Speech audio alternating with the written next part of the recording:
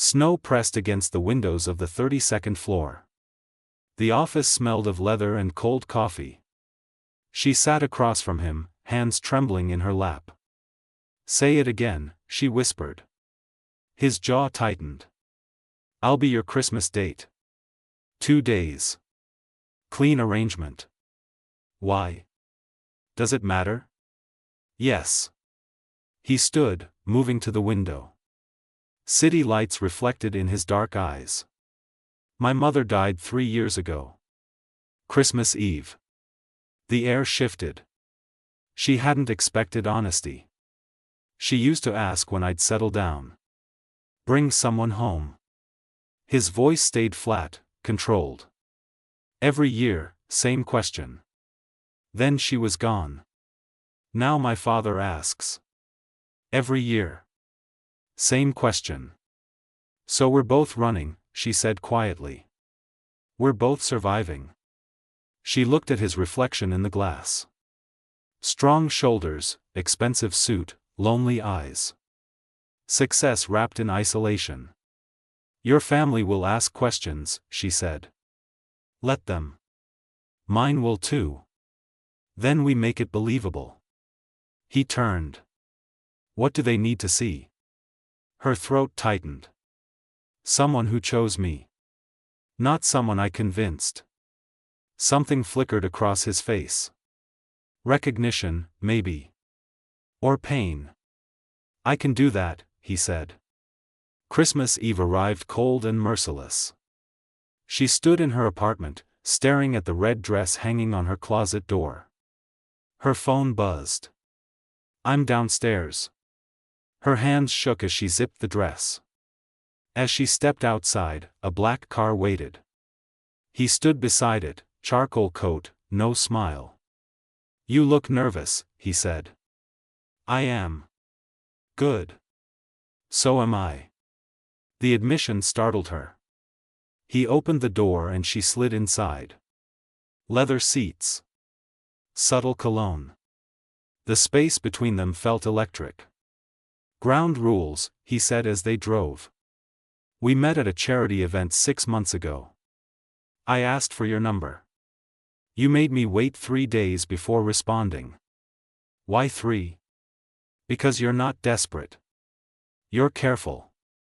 She studied his profile. "You've thought about this." "I think about everything." The city blurred past. Christmas lights streaked across the windows. Her mother's house loomed ahead, warm and glowing with judgment. "Last chance," he said, stopping the car. "We can turn around." She looked at the house. At the wreaths and the perfect snow and the life she'd been avoiding. "No," she said. "We can't." They stepped out together. His hand found the small of her back, warm through the fabric. Professional. Calculated. Terrifying. Her mother opened the door, eyes widening. "Mom, this is Alexander Thorne," he said smoothly, extending his hand. "I've heard wonderful things about your family." Her mother's face transformed. Delight. Triumph. Relief. "Please, come in, come in." Her mother pulled them inside where warmth and voices and the smell of cinnamon surrounded them. Her aunt appeared, then her cousin, then her grandmother. Questions flew like arrows. He answered each one with practiced ease, his hand never leaving her back. "How did you meet?" "She spilled coffee on my jacket at a charity gala. Apologized 6 times. I asked for her number." "What do you do?" "I run a company." "Nothing interesting." "She's far more impressive." "When did you know she was special?" He paused. Looked at her. Something in his eyes shifted, something unscripted. "The moment she stopped apologizing," he said quietly. "And started challenging me instead." Her breath caught. That wasn't part of the plan. The evening blurred. Dinner, laughter, wine. He played the part perfectly. Attentive but not excessive. Charming but not fake. Her family loved him. Later, in the kitchen, her mother cornered her. "He's different from what I expected," her mother said. "Different how?" "He looks at you like you're the only person in the room." Her mother's eyes softened. "Don't let this one go." Guilt twisted in her stomach. They left at midnight. The drive back was silent. When he stopped outside her building, neither moved. "Thank you," she finally said. "It's not over yet." "What do you mean?" He turned to face her. "Your mother invited me to Christmas dinner tomorrow. I accepted." "You didn't have to." "I know." The space between them felt impossibly small. His eyes dropped to her mouth, then back up. "This was supposed to be simple," she whispered. "Nothing about this is simple." Her phone buzzed. A text from her mother: "He's perfect. I'm so happy for you." She showed him the screen. His expression darkened. "What?" she asked. "My father called while you were in the kitchen," he said. "He wants to meet you. New Year's Eve. At the estate." Her stomach dropped. "That wasn't part of the deal." "I know. So what do we do?" He stared ahead at the empty street. Snow continued to fall. "We go deeper," he said. "Or we end it now." She should have chosen to end it. She should have walked away. Instead, she heard herself say, "New Year's Eve. I'll be there." His eyes met hers, dark and unreadable. "Then God help us both," he said. Christmas morning arrived wrapped in silence. She woke to find 3 missed calls from him. No voicemails. Just calls at 2 a.m., 3 a.m., 4 a.m. She called back. He answered on the first ring. "Are you all right?" she asked. A long pause. "No." The honesty staggered her. "What happened?" "I'll tell you at dinner. Pick you up at 4. The line went dead. He arrived exactly at 4. But something was different. His tie was loose. His eyes were bloodshot. He smelled faintly of whiskey. "You've been drinking," she said. "Not enough." In the car, silence stretched like wire. Finally, she spoke. "Talk to me." His hands gripped the steering wheel. "My father called this morning. Asked if I was bringing someone to New Year's. And? I told him yes." He laughed. His voice went cold. "Said it won't last. That I'm incapable of keeping anyone. Just like my mother couldn't keep him." She reached for his hand without thinking. He flinched, then let her. "I'm sorry," she whispered. "Don't be. He's right. Stop. Every woman I've ever..." He cut himself off. "This arrangement makes sense. It has an expiration date. Clean. Simple." "Nothing about this feels clean," she said. He finally looked at her. "No. It doesn't." Dinner at her mother's house was different this time. Smaller. More intimate. More dangerous. Her grandmother watched them with sharp eyes. "You two seem tense," she observed. "Long day," she said quickly. Her grandmother sipped wine. "My husband and I used to fight before family dinners. The making up was always worth it." Heat crept up her neck. Beside her, his hand found her knee under the table. Steadying. Possessive. After dinner, her mother pulled her aside. "Is everything okay? You seem distant." "I'm fine, Mom." "He seems troubled. You can tell when someone's carrying weight. He's been through a lot." Her mother's expression softened. "Then he's lucky to have you." The guilt was suffocating. They left early. In the car, neither spoke until they reached her building. "Come up," she said suddenly. That's not. I know what it's not. Come up anyway. Her apartment was small, cluttered with books and dying plants and evidence of a life half-lived. He stood in the center, looking lost. Sit, she ordered. He obeyed. She poured 2 glasses of whiskey, handed him one. To convenient arrangements, she said bitterly. To survival, he countered. They drank. The silence that followed felt different.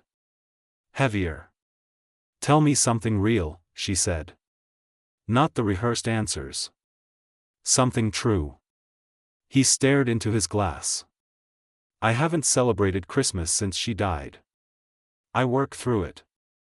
Stay at the office. Pretend the day doesn't exist. And this year? This year I sat at your mother's table and felt something I haven't felt in 3 years. He looked up. I felt present. Her throat tightened. Alexander. Don't, he said. Don't make this more than it is. What if it already is? The question hung between them like smoke. He stood abruptly. I should go. Stay. That's a bad idea. Stay anyway. He turned to face her. The distance between them was maybe 3 feet. Might as well have been miles. You don't know what you're asking, he said roughly. Then tell me. If I stay, this stops being fake. Maybe it already has. He crossed the space in 2 steps. His hands framed her face, rough and desperate. This ends badly, he whispered. We both know it. I don't care. You will. Then his mouth was on hers. Fierce. Consuming. Everything the arrangement wasn't supposed to be. She gasped against him. His hands tangled in her hair. The world narrowed to heat and breath and the taste of whiskey and longing. When they broke apart, both were shaking. This complicates everything, she breathed. I know. We have rules. I know. We're breaking them. I know. She pulled him back. This time slower. Deeper. His hands mapped her waist, her spine, every curve like he was memorizing her. The kiss turned into another. Then another. Time dissolved. Finally, he pulled back, forehead pressed to hers. I need to tell you something, he said. What? New Year's Eve. My father's estate. It's not just dinner. Her stomach dropped. What is it? He's announcing his successor. The company goes to whoever proves they're stable. Settled. Ready. Understanding crashed over her. That's why you need me. That's why I needed you, he corrected. Past tense. What changed? His eyes met hers, raw and unguarded. You did. This did. Her phone buzzed. She ignored it. It buzzed again. And again. Finally, she looked. 3 texts from an unknown number. Ask him about Victoria. Ask him why she left. Ask him what he's really using you for. The blood drained from her face. He saw her expression, grabbed the phone. His face went white. Then red. Then carefully blank. Who's Victoria? She asked quietly. Someone from my past. Who? It doesn't matter. It does to whoever sent this. He stood, pacing like a caged animal. Victoria was my fiancée. 2 years ago. She left 3 months before the wedding. The world tilted. Why didn't you tell me? Because it's not relevant. You're lying. His jaw clenched. She left because of my father. Because of the company. Because I chose ambition over her. And now? Her voice shook. What are you choosing now? That's not fair. None of this is fair. She stood, fury replacing shock. Is that why you offered to help me? Because I was convenient? Because you needed someone disposable? No. Then what? He grabbed her shoulders. Because when I saw you in that office, drowning in a lie you couldn't escape, I saw myself. Every day. For years. That's not an answer. Because I'm selfish, he said harshly. Because I wanted someone who understood what it's like to wear a mask so long you forget what your real face looks like. Tears burned her eyes. Who sent those texts? I don't know. But you have an idea. He released her, stepping back. Victoria's brother works in acquisitions. If he knows I'm seeing someone, if he thinks I'm trying to secure the succession, he'll sabotage it. Yes. So this whole thing is a business move. I'm a business move. It was, he said. It's not anymore. I don't believe you. Then believe this. He pulled her against him, mouth finding hers again. Desperate. Claiming. When he pulled back, his voice was ragged. I haven't felt anything real in 2 years. Until you. Her phone buzzed again. New Year's Eve. The truth comes out. All of it. She showed him. His expression went cold. We end this now, he said. I'll tell my father the arrangement is off. You tell your family we broke up. Clean break. No. This is going to get ugly. I don't care. You will when they destroy you to get to me. She grabbed his face, forcing him to look at her. I'm not Victoria. I don't run. Something fierce flashed in his eyes. You should. Too bad. This is insane. Probably. We barely know each other. Then we have until New Year's to change that. He kissed her again. Softer this time. Almost tender. New Year's Eve, he said against her mouth. Whatever happens. We face it together. He pulled back, studying her face like he was trying to memorize it. Together, he repeated. Even when the truth comes out? What truth? His phone rang. He looked at the screen, and his face went white. Alexander? He answered, said nothing, just listened. Then, I'll be there in 20 minutes. He hung up. Looked at her with eyes full of something she couldn't name. Regret, maybe. Or fear. My father knows, he said. About the arrangement. About everything. How? Victoria. She told him. The floor seemed to drop away. What does that mean? It means New Year's Eve just became a trap. He moved toward the door. And we're both walking into it. Alexander. He stopped, hand on the doorknob. There's something else. Something I should have told you from the beginning. What? He turned. His eyes were dark. Haunted. The reason Victoria left wasn't just ambition. It was because my father made her choose. The company or me. And she chose the company, she whispered. No. His voice went hollow. She chose neither. And 2 months later, she tried to kill herself. The words hit like glass shattering. Alexander. My father destroys anyone who gets close to me. To control me. To keep me dependent on him and the company. He moved closer. So I'm asking you one last time. Walk away. Before he destroys you too. She should have listened. Should have run. Instead, she said, tell me what happened at New Year's 2 years ago. The truth. His face crumbled.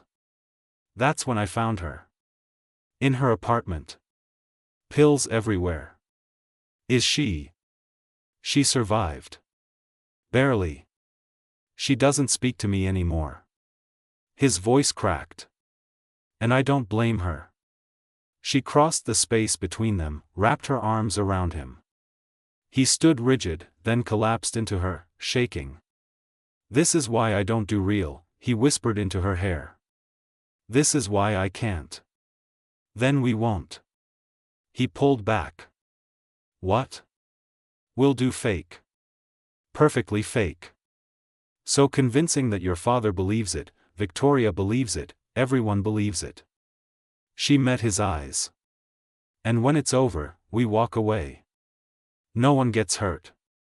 "You don't mean that." "I do." "You're lying." "So are you." They stared at each other, two people caught in a web they'd woven themselves. "New Year's Eve," he said finally. 6 days. 6 days, she echoed. "And then?" "Then we see who we really are. When all the masks come off." He kissed her forehead. Lingered. Pulled away. At the door, he turned back. "For what it's worth, meeting you was the first real thing I've done in years. Alexander." But he was already gone. She sank onto the couch, hands shaking. Her phone buzzed one last time. 6 days. Enjoy them. They're all you have left. Outside, snow continued to fall, covering the city in white lies. 3 days before New Year's Eve, everything changed. She arrived at work to find her desk empty. Computer gone. Phone gone. Personal items packed in a cardboard box. "What is this?" she demanded at HR. The woman wouldn't meet her eyes. "Immediate leave. Paid. Orders from the top." "What top?" "Mr. Thorne. The senior Mr. Thorne." Ice filled her veins. "I need to speak with Alexander. Mr. Thorne is in meetings all day. Unreachable." She grabbed the box and left. Outside his office, his assistant blocked her. "I'm sorry. He's not seeing anyone. He'll see me." "He specifically said not you." The words cut deep. She pulled out her phone, called him. Voicemail. Texted. No response. She waited in the lobby for 3 hours. He never appeared. Finally, at 6 p.m., a text came through. "Don't contact me. It's not safe. I'll explain everything tomorrow night. Trust me." Trust. The word felt hollow. That night, her mother called. "Sweetheart, I need to ask you something." Her mother's voice was tight. "A woman called today. Said she was doing background checks for Alexander's company. Asked very specific questions about you. About us." "What kind of questions?" "About debts. Legal issues. Family problems." Her mother paused. "She asked if you'd ever been treated for mental health issues." Rage replaced fear. "What did you tell her?" "The truth. That you're the strongest person I know." "But sweetheart, what's going on?" "I don't know, Mom. But I'm going to find out." She hung up and called the unknown number that had been texting her. It rang once, then a woman's voice answered. "Hello, dear. I was wondering when you'd call." "Who are you?" "Victoria Chen. I believe you're sleeping with my ex-fiancé." The bluntness stunned her. "We're not. Don't lie. I did that for 2 years. It's exhausting." Victoria's voice was sharp, intelligent, dangerous. "Meet me tomorrow. Noon. Riverside Cafe. Come alone." "Why should I?" "Because Alexander isn't who you think he is. And if you go to that estate on New Year's Eve, you won't leave the same person." The line went dead. She didn't sleep. At noon the next day, she sat in the cafe, hands wrapped around cold coffee. Victoria arrived like winter personified. Beautiful, expensive, hollow-eyed. She sat without pleasantries. Let me guess, Victoria said. He swept you off your feet. Made you feel seen. Special. Real. You don't know anything about us. I know everything about us. Because we're the same person. You're just earlier in the story. That's not true. Victoria laughed bitterly. 2 years ago, I sat where you're sitting. Believed every word. Thought I could save him from his father. From himself. She leaned forward. Want to know what happened? You tried to kill yourself. Victoria's eyes widened. He told you? Yes. Did he tell you why? His father made you choose. Close. Victoria pulled out her phone, showed her a photo. A legal document. He told his father about us. About the engagement. His father said congratulations. Threw us a party. Her voice went flat. 3 days later, I found out the company was being investigated for fraud. Securities violations. Insider trading. The cafe seemed to tilt. What? Alexander knew. Had known for months. But instead of coming forward, he buried it. Used shell companies. Falsified records. Victoria's eyes were dead. And he put my name on the accounts. Made me complicit. So if it came out, I'd go down with him. That's not possible. I have the documents. Bank statements. Emails. Everything. Victoria slid a folder across the table. He used me to protect himself. And when I confronted him, he said it was business. Nothing personal. I don't believe you.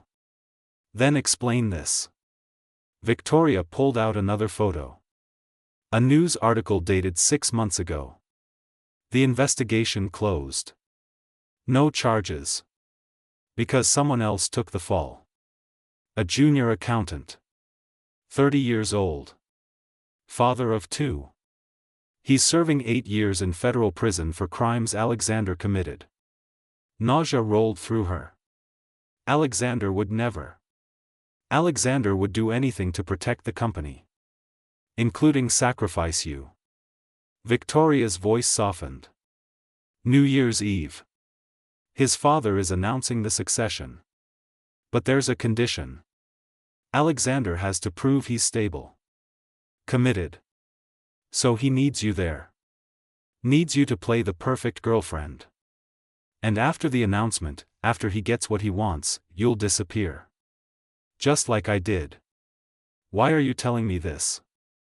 Because I'm trying to save you from what I went through. Victoria stood. Stay away from the estate. From him. From all of it. Or you'll end up like me. Or worse. She left. The folder remained. She didn't open it. Couldn't. Her phone buzzed. Alexander. Can you talk? Please. She called. He answered immediately. Where are you? His voice was rough. Why did you have me removed from the office? My father. He's having you investigated. I couldn't risk him using access to company systems against you. Victoria told me about the fraud investigation. Silence. Long and heavy. What exactly did she tell you? His voice went careful. Everything. Then you know it's more complicated than it sounds. Is the accountant in prison? Yes. Did you do what she said you did? Another pause. Some of it. Which part? The part where I protected the company. The part where I made choices I'm not proud of. Did you use her? I thought I loved her. I thought that was enough. That's not an answer. Yes, he said finally. I used her. I'm not proud of it. But I did. Tears burned her eyes. Are you using me? At first, maybe. Yes. The honesty broke something in her. And now? Now I don't know what this is. But it's not that. How do I believe you? You don't. You can't. I've given you no reason to. His voice cracked. Which is why I'm telling you to walk away. Don't come to the estate. Don't answer my calls. Disappear. I'll handle my father. I'll handle Victoria. You'll be safe. What about you? I stopped being safe a long time ago. Alexander. I need to go. My father's here. The line rustled. Then his voice, distant, speaking to someone else. I said I'll handle it. Then back to her, urgent.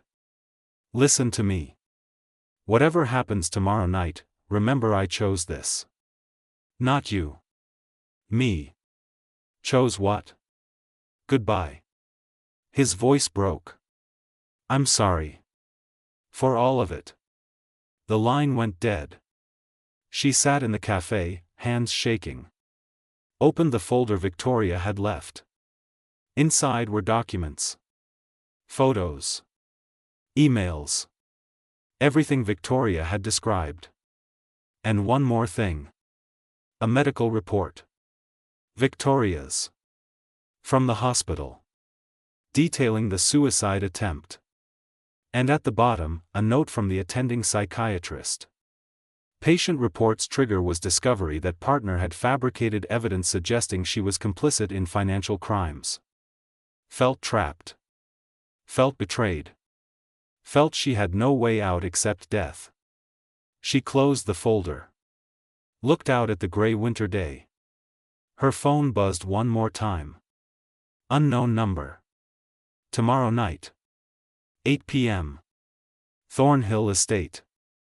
All truths will be revealed. Including yours. See you there. William Thorne. His father. Personally inviting her. This was a trap. For her. For Alexander. Maybe for both. She should run. Should disappear. Should do exactly what Alexander said. Instead, she stood. Paid for the coffee. Walked out into the cold. And started making calls. By evening, she'd spoken to 3 investigative journalists, 2 financial lawyers, and 1 very interested FBI agent. By midnight, she had copies of everything. Bank records. Emails. The truth. At 3 a.m., Alexander called. She didn't answer. At 4 a.m., he texted. Please don't come tomorrow. Please. I'm begging you. She typed back, see you at 8. At dawn on New Year's Eve, she stood in front of her closet. Pulled out a black dress. Simple. Elegant. Armor. Her mother called. Are you sure about this? No, she said honestly. But I'm going anyway. That's my girl. She hung up. Looked at herself in the mirror. Barely recognized the woman staring back. Her phone buzzed. Victoria. Don't do this. Whatever you're planning. It's not worth it. She replied, how did you know I was planning something? Because I know that look. I had it once. Before everything fell apart. Please. Learn from my mistakes. She set the phone down. Kept getting ready. At 7 p.m., a car arrived. Not Alexander's. A company car. Driver in a suit. Silent. The drive to Thornhill Estate took 40 minutes. The house rose from the snow like a monument to wealth and misery. She stepped out. The driver didn't meet her eyes. Inside, crystal chandeliers. Marble floors. People in expensive clothes drinking expensive wine. All of them watching her. Alexander stood across the room. Their eyes met. He looked devastated. Furious. Terrified. He started toward her. His father intercepted. "Miss Carter. So glad you could join us." William Thorne was tall, silver-haired, reptilian. "My son has told me so much about you." "Has he?" "Oh yes. The Christmas arrangement. Very creative." He smiled. "Walk with me." She followed him away from the crowd. Away from Alexander. Into a study lined with books no one had ever read. William closed the door. "Let's speak plainly," he said. "You're here because you think you can save my son. You can't. I'm not here to save anyone." "Then why are you here?" She met his eyes. "To tell the truth." His expression shifted. "What truth?" "About the fraud. The investigation.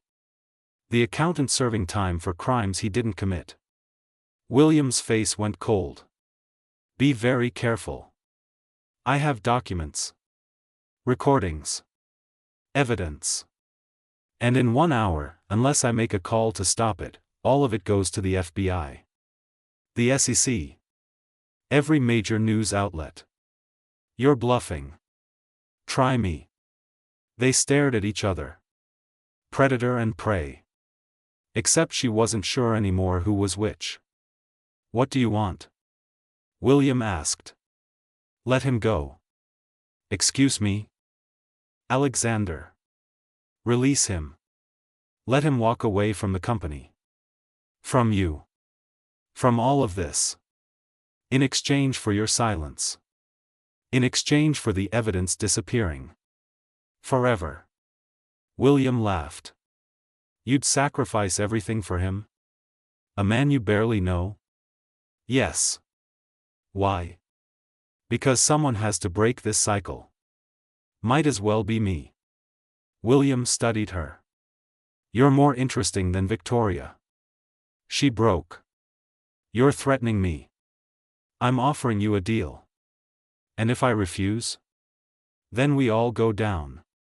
You, me, Alexander, the company. Everyone. You'd destroy yourself? I've already been destroyed once. By people who were supposed to love me. By a system that chews up people like me." Her voice stayed steady. "What's one more time?" William pulled out his phone. "Made a call. Bring him in." The door opened. Alexander stood there, pale as death. "Tell her," William said. "Tell her what happens if she does this." Alexander's eyes found hers. "You'll go to prison. For blackmail. For extortion. For fraud, because they'll fabricate evidence that you were involved too." "I know." "Then why?" "Because Victoria was right. Someone has to stop him. Stop this." She looked at William. "And I'd rather burn it all down than watch you destroy someone else." Alexander crossed the room.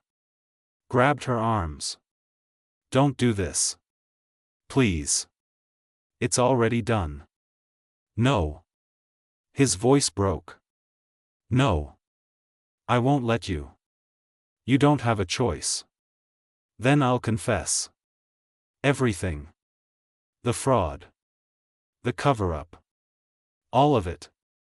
He turned to his father. "You win. I'll stay. I'll run the company. I'll be whatever you need me to be. Just leave her out of this." William smiled. "Now that's the son I raised." She saw it then. The trap within the trap. This was what William wanted all along. Alexander broken. Compliant. Chained. "No," she said. "Alexander, don't." "I'm sorry," he whispered. "But I can't let you sacrifice yourself for me. That's not your choice. It is now."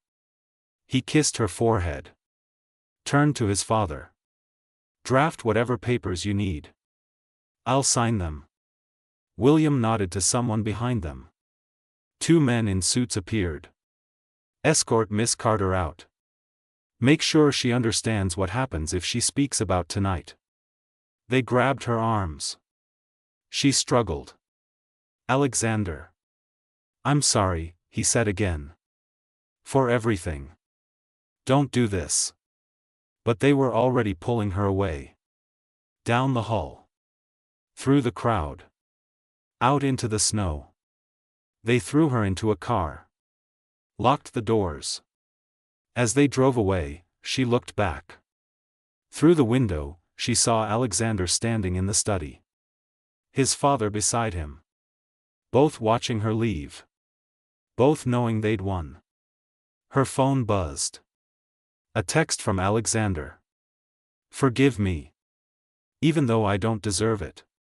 This was the only way to keep you safe. Then another text. From Victoria. I told you. He'll choose the company. He always does. She stared at the messages. At the estate disappearing behind her. At the truth she'd been avoiding since the beginning. She'd fallen in love with a man who would never choose her over his gilded cage. And the worst part? She'd do it all over again. Because sometimes love isn't about winning. Sometimes it's about knowing when to let go. The car drove on into the night. New Year's Eve fireworks began somewhere in the distance. She closed her eyes. And made one final call. The call connected at 11:47 p.m. This is Agent Morrison. This is the call about the Thorne investigation. I have everything you need. Her voice didn't shake. Meet me at the Federal Building. Midnight. Ma'am, it's New Year's Eve. Midnight, she repeated. Or I go to the press first. She hung up. Told the driver to change direction. He did. At the Federal Building, 3 agents waited. She handed over the folder. Every document. Every email. Every piece of evidence she'd collected. This implicates everyone, Agent Morrison said, scanning the pages.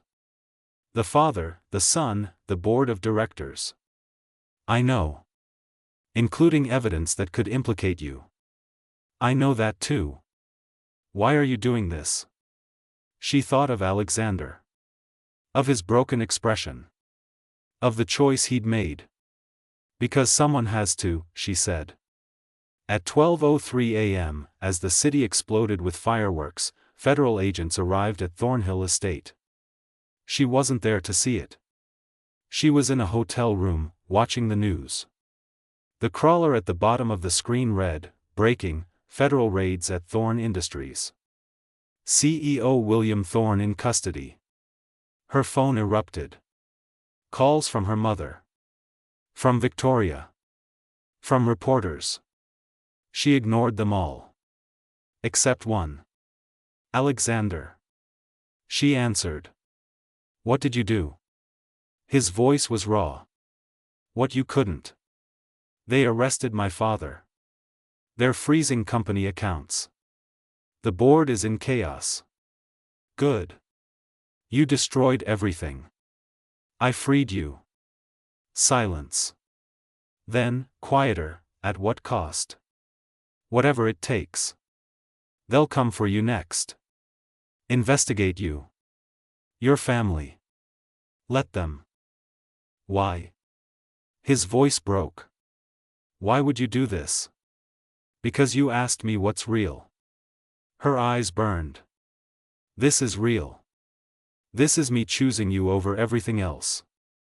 Even when you wouldn't choose me. That's not fair. None of this is fair. But it's done. More silence. Then, where are you? It doesn't matter. It matters to me. Why? So you can tell me I ruined your life? That I should have stayed quiet? No. His voice dropped to a whisper. So I can tell you that you were right.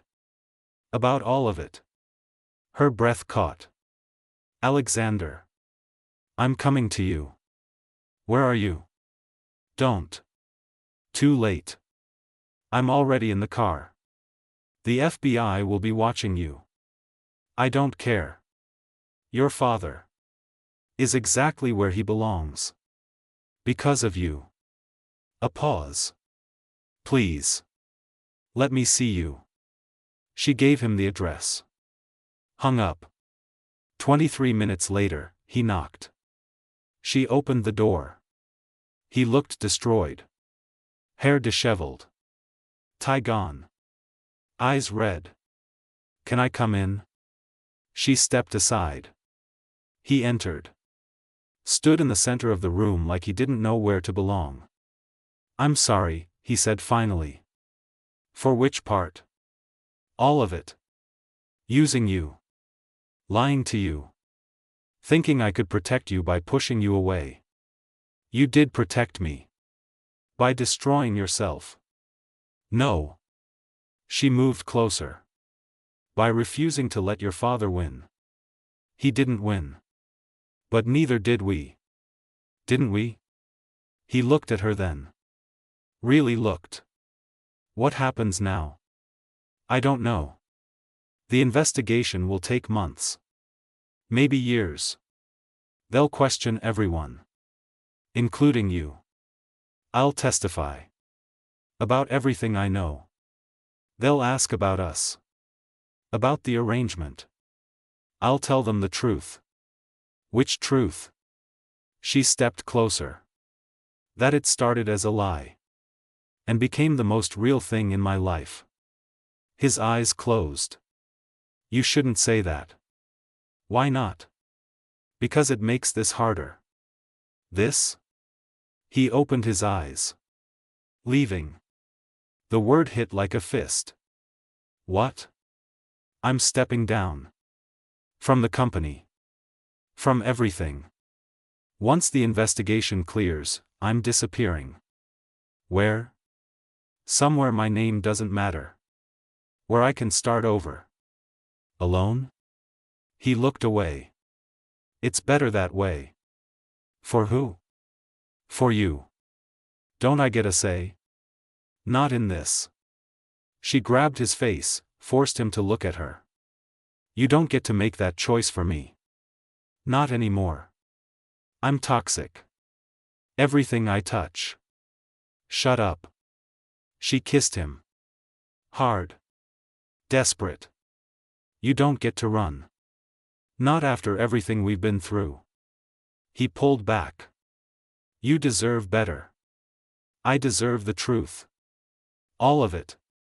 No more hiding. No more pretending. Her voice shook. Do you love me? The question hung between them. He opened his mouth. Closed it. Opened it again. That's not a fair question. Do you love me? It's not that simple. It is exactly that simple. His hands fisted at his sides. Yes. God help me, yes. Then stay. I can't. Why? Because everyone I've ever loved gets destroyed. My mother. Victoria. You. It's a pattern. It's who I am. No. She grabbed his jacket. It's who your father made you think you are. But you're not him. You proved that tonight. I proved nothing. You let me go. At the estate. You could have stopped me. Had your father lock me up. Threaten me. But you didn't. Because I couldn't watch you suffer for my mistakes. Exactly. She smiled through tears. That's not your father. That's you. The real you. He sagged against her. I'm so tired. I know. I don't know how to do this. How to be normal. How to be good. Then we'll figure it out together. What if I hurt you again? What if you don't?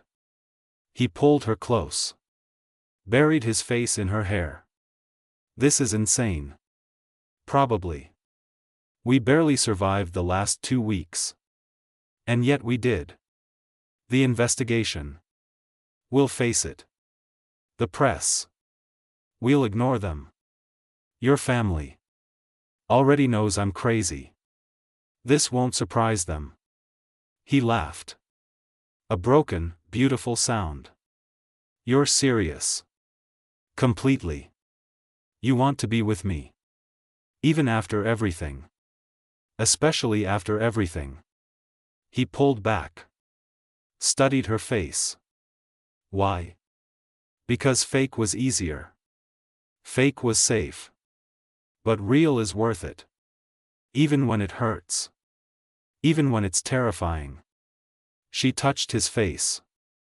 And you're the most real thing I've ever had. I don't deserve you. Probably not. But you're stuck with me anyway. He kissed her then. Soft. Reverent. Like he was memorizing every second. Outside, fireworks still exploded. The city celebrated a new year. New beginnings. Inside, they held each other. Two broken people. Trying to build something whole. What do we do now? He whispered. We start over. For real this time. No lies. No arrangements. Just us. And if it falls apart? Then it falls apart. But at least we tried. He rested his forehead against hers. I'm scared. Me too. That's not very reassuring. It's honest. He smiled. Small. Real. When did you get so brave? When I had something worth fighting for. They stayed like that. Wrapped in each other. Letting the old year die. Letting the new one begin. At 1 a.m., his phone rang. A lawyer. News about his father. Charges filed. Company in turmoil. At 2 a.m., her phone rang. A reporter. Questions about her role. Her evidence. Her relationship with Alexander. They ignored them all. At 3 a.m., they lay in bed. Not sleeping. Just existing. Tell me something, she said. What? When did you know? That this was more than an arrangement? He thought for a long moment. Christmas dinner. When your grandmother asked if I loved you. And I wanted to say yes. Why didn't you? Because I wasn't sure yet. If I was capable of it. If I deserved to. And now? Now I'm sure of the first part. Still working on the second. She turned to face him. I knew when you let me go at the estate. When you sacrificed everything to keep me safe. That was everything, she finished. That was everything I needed to know. He kissed her forehead. Her cheeks. Her mouth. I'm going to mess this up, he said. Probably. I'm going to panic and run and convince myself you're better off without me. And I'll chase you down and drag you back. You're very confident. I have to be. For both of us. He smiled. Fair point. They fell silent. Outside, the city quieted. The celebrations ended. Morning approached. Alexander? Are you happy? He considered the question. I don't know. I haven't been happy in so long, I'm not sure I'd recognize it. That's okay. We'll learn together. You make it sound simple. It's not. But we've survived worse. Have we? We faked a relationship. Exposed a criminal empire. Destroyed a billion-dollar company. Faced the FBI on New Year's Eve. She grinned.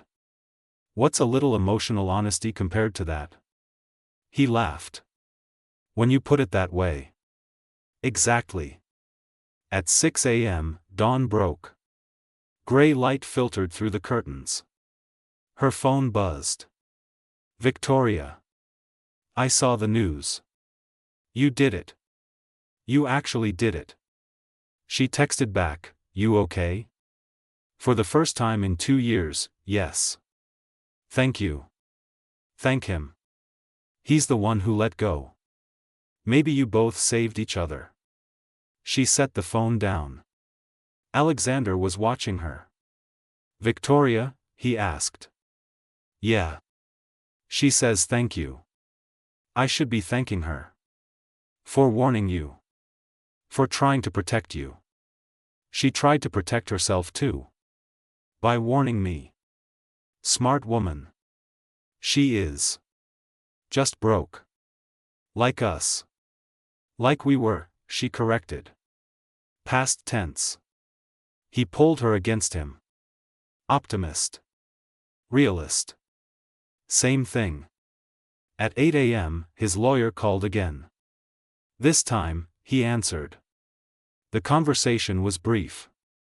Tense. Final. "What did they say?" she asked when he hung up. "Charges against me are pending. Investigation will take months. They want me to cooperate. Testify against my father. Will you?" "Yes." Without hesitation. Without hesitation. She kissed him. Brave man. Or stupid. Brave, she insisted. At noon, they left the hotel. Stepped out into the city. Into the light. Cameras waited. Reporters shouted questions. "Mr. Thorne. Is it true you're cooperating with federal authorities? Miss Carter. What's your relationship with Alexander Thorne? Did you know about the fraud? Are you two together?" Alexander reached for her hand. She took it. Together, they walked through the crowd. Heads high. No apologies. At her apartment, they collapsed on the couch. "That was awful," she said. "That was just the beginning. I know. It's going to get worse. I know that too. Your family. Already called. My mother wants to meet you properly. Not the fake version. The real one." He groaned. "That terrifies me more than the FBI. As it should. Will she hate me? Probably. At first. Then she'll love you. She's a mother. It's what they do. I'm not sure I'm ready for that. Too bad. We're going for dinner on Sunday." "This Sunday?" "This Sunday. That's in 6 days. Plenty of time." He pulled her close. "You're terrifying." "Thank you." They sat in comfortable silence. The city hummed outside. Life continued. "Hey," he said softly. "Yeah? I'm glad you didn't run. I'm glad you came back. I'll probably panic in a week. And I'll probably panic in 2. Then we'll panic together. Deal?" He kissed the top of her head. "This is real, isn't it? As real as it gets. Good." His voice was soft. Content. Because fake was exhausting. She smiled. "Yeah. It really was." Outside, the city moved forward. The investigation continued. The future remained uncertain. But inside, 2 people held each other. No masks. No arrangements. No lies. Just real. Messy. Complicated. Perfect. "One more thing," he said. "What?" "Next Christmas, can we just stay home? Skip the family dinners?" She laughed. "Not a chance." Figured. "But," she added, "we'll go together. For real this time." "For real," he echoed. "No fake dating." "No fake dating," he agreed. "No running." "No running." "Promise?" He looked at her. Into her. Through her. "Promise," he said. And for the first time in years, he meant it. 6 months later. Rain drummed against the courtroom windows. She sat in the gallery, hands folded, watching him testify. State your name for the record. Alexander James Thorne. And your relationship to the defendant? A pause. Brief. Heavy. He's my father. The prosecutor nodded. Mr. Thorne, can you describe what happened on December 15, 2024? Alexander's voice stayed steady. Clinical. That's when I discovered the extent of the fraud. The shell companies. The falsified records. The accountant who took the fall for crimes he didn't commit. And what did you do with this information? Nothing. The word landed like stone. I buried it. Because I was afraid. Because I thought protecting the company was the same as protecting my family. When did you realize it wasn't? When someone I cared about showed me what real protection looks like. What real courage looks like. His eyes found hers across the room. Held. The prosecutor followed his gaze. You're referring to Miss Carter? Yes. The woman who provided the evidence that led to your father's arrest? Yes. The woman you were in a relationship with at the time? Yes. And are you still in a relationship with her? Yes. No hesitation. No shame. Just truth. The defense attorney stood. Objection. Relevance? Sustained, the judge said. Move on, counselor. But the message had been sent. Recorded. Public. After court, they met outside in the rain. He looked exhausted. She looked proud. You did good, she said. I told the truth. Finally. That's the same thing. He pulled her close. Right there. In front of cameras and reporters and strangers. I love you, he said. Loud enough for anyone listening. I know. I should have said it sooner. You're saying it now. That's what matters. They walked to the car. Rain soaking through. Neither caring. At her apartment, they dried off. She made tea. He sat at her table, papers spread before him. The accountant's lawyers called, he said. They're filing for immediate release. With my testimony, he'll be out in weeks. How do you feel about that? Terrified. Relieved. Guilty. He looked up. All of it at once. You're making it right. It'll never be right. He lost 2 years of his life. His kids grew up without him. Because of me. Because of your father. Because I let him. She sat across from him. Took his hand. You were surviving. In the only way you knew how. That doesn't make it right. But it makes it human. When did you get so wise? When I started choosing truth over comfort. He smiled. Small. Real. Fair point. 3 months later, the verdict came down. William Thorne, guilty on all counts. 20 years federal prison.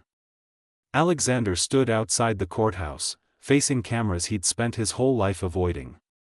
Do you have a statement, Mr. Thorne? He looked at the notes he'd prepared. Then crumpled them.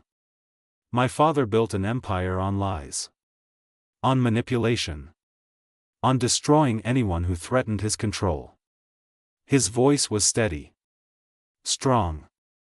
For years, I was complicit. Because I was afraid. Because I thought power and love were the same thing. They're not. Love requires courage. Requires vulnerability. Requires choosing truth even when it destroys everything you thought you knew. Someone very brave taught me that. And I'm grateful.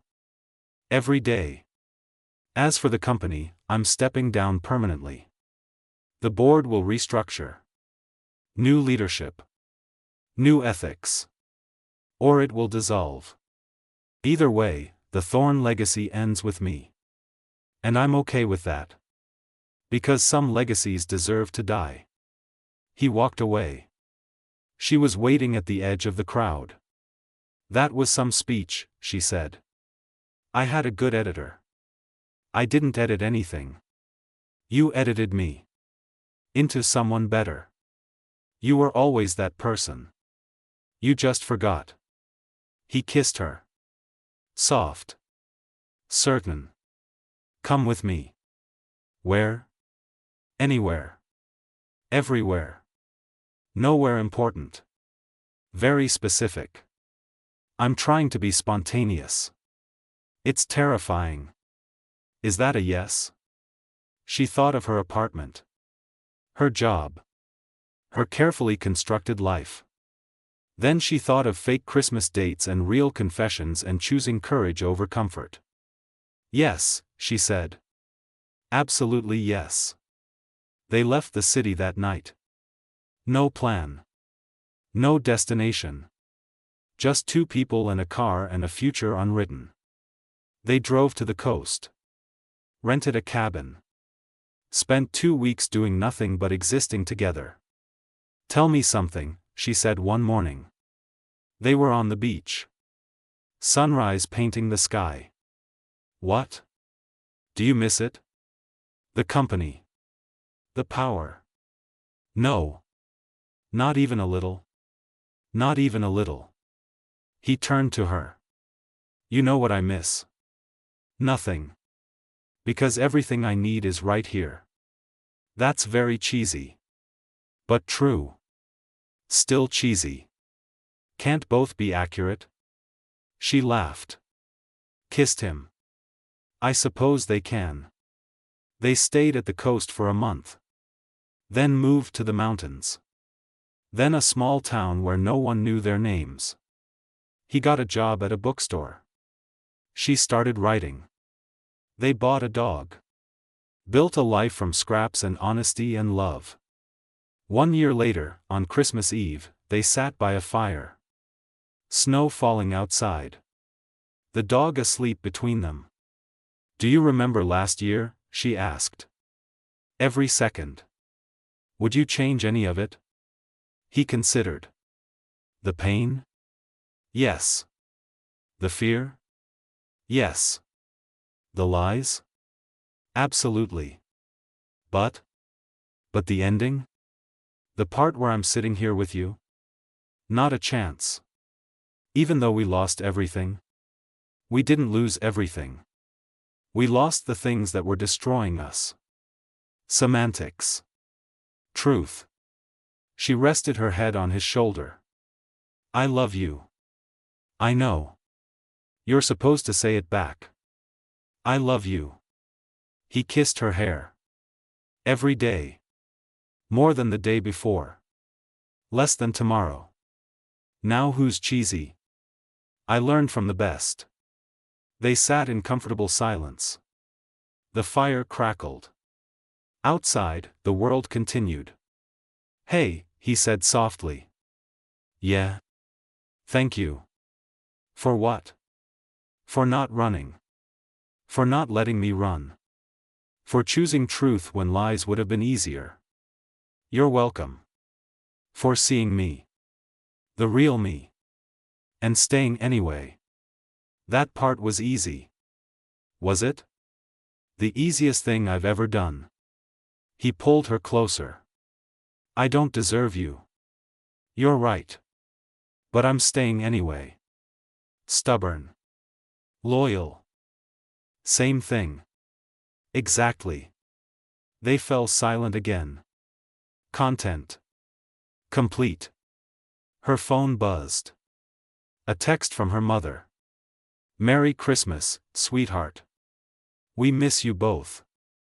Come visit soon. Love you. She showed him. He smiled. Think they've forgiven me yet? For what? The scandal. The investigation. Appending your entire life. They never blamed you. They blame your father. Smart people. The smartest. Should we visit? Maybe next month. Right now, I just want this. This? You. Me. Peace. Normal. He kissed her temple. Normal is overrated. Says the former billionaire. Says the man who finally figured out what matters. And what's that? This. Right here. Right now. Nothing else. She smiled. Turned her face to his. I can work with that. They kissed. Slow. Sweet. Real. Outside, snow continued to fall. Christmas passed into memory. The fire burned low. But inside, two people held each other. No masks. No lies. No pretending. Just love. Imperfect. Hard-won. Absolutely real. Later, as they climbed into bed, she said, "Do you ever think about what would have happened if you hadn't offered to be my fake date? Every day. And I'm grateful I was stupid enough and desperate enough to suggest something so insane. It was pretty insane. Best decision I ever made. Even though it destroyed your life? It saved my life." He pulled her against him. "You saved my life. We saved each other. Even better." They fell asleep tangled together. Safe. Known. Home. In the morning, sunlight streamed through curtains. Coffee brewed. The dog barked to go out. Ordinary moments. Normal life. Everything they'd fought for. She watched him from the doorway. Hair messy. Reading the paper. Completely at peace. He looked up. Smiled. What? Nothing. Just remembering. Remembering what? The first time I saw you. In that office. Cold. Distant. Unreachable. And now? Now you're making coffee in sweatpants. With our dog stealing your toast. He looked down. The dog was indeed stealing his toast. Traitor. He loves you. I love him too. I love you more. Competition? Always. He stood. Crossed to her. Kissed her like it was the first time and the millionth time simultaneously. I love you most, he said. Impossible. Watch me. They stood in the kitchen. Holding each other. Building ordinary magic from extraordinary wreckage. This was real. This was theirs. This was everything. No arrangements. No contracts. No expiration dates. Just two people who chose truth. Who chose courage. Who chose each other. Every single day. On Christmas Eve, 2 years after the fake date that changed everything, they stood in front of her family. Her mother. Her aunt. Her grandmother. All watching with knowing eyes. We have an announcement, she said. Alexander squeezed her hand. Smiled. Spoke. We're engaged. For real this time. The room erupted. Laughter. Tears. Joy. Her grandmother pulled her aside. I knew from the first night. The way he looked at you. He was faking it. No, sweetheart. He was discovering it. There's a difference. Later, as they drove home, she said, Are you happy? He didn't hesitate. Yes. Completely. Absolutely. Terrifyingly yes. Terrifyingly. I didn't know I was capable of this much happiness. It's disorienting. Get used to it. I plan to. They pulled into their driveway. Home. Theirs. Built on truth and time and choosing each other when easier options existed. Inside, the dog greeted them. The fire was already lit. Christmas lights glowed soft. She looked around. At the life they'd built. At the man she loved. At the future stretching ahead. "We made it," she said. "We did. Against everything. Because of everything." She turned to him. Took both his hands. "I'm glad you were my fake date. I'm glad you let me be real. Always. Promise? Promise." They kissed. Long deep. Home. Outside, snow fell. The world turned. Time passed. But inside, they were eternal. Unbreakable. Real. No more pretending. No more running. No more fear. Just love. Hard won. Well earned. Absolutely worth it. And that was more than enough. That was everything. The end. What city are you watching from? Rate this story from 0 to 10 in the comments below.